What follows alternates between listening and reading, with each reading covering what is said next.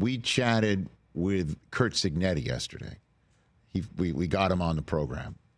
And, honestly, want to make me feel like, I was just bust straight through a brick wall. And what Indiana's doing is real. And the next 4 weeks, they've got Michigan State, and then they go have Michigan go into their house. Then they go to Ohio State.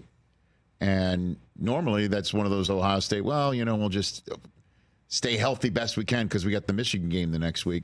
That could be for a Big Ten championship game appearance, right? Absolutely. And don't underestimate Indiana. We had them against Nebraska where they were just 2 steps ahead of the Cornhuskers.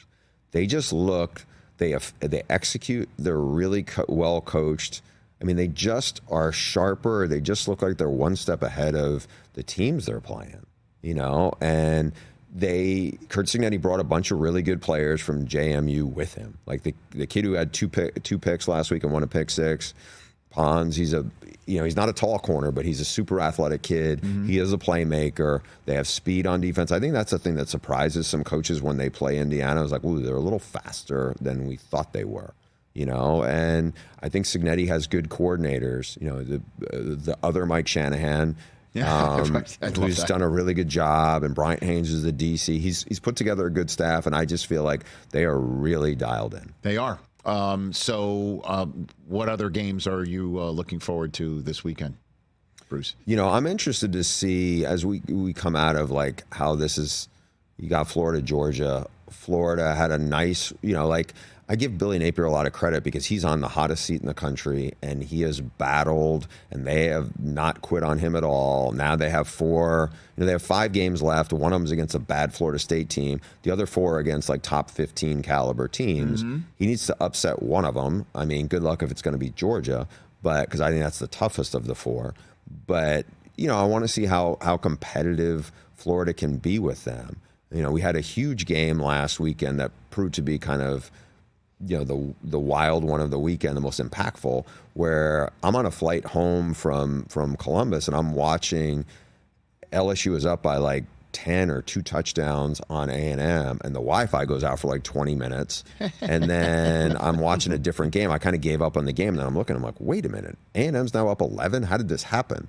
And then you watch them and A&M was just a more physical team. Mike Elko, big credit to him, the first year head coach at A&M. He's done a fantastic job. They're playing 2 quarterbacks. The backup came in and looked great.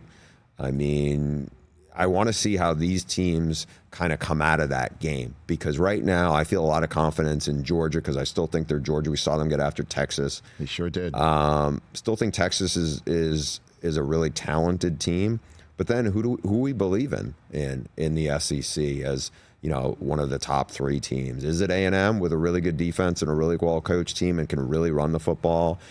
Is it LSU who looked like they wilted a little bit last week and they didn't run the football and they, put too much, I think it was too much pressure on Nussmeier, the quarterback. Are we feeling like Alabama can bounce back? They didn't look good against Tennessee. Tennessee might have the best defense of all of them.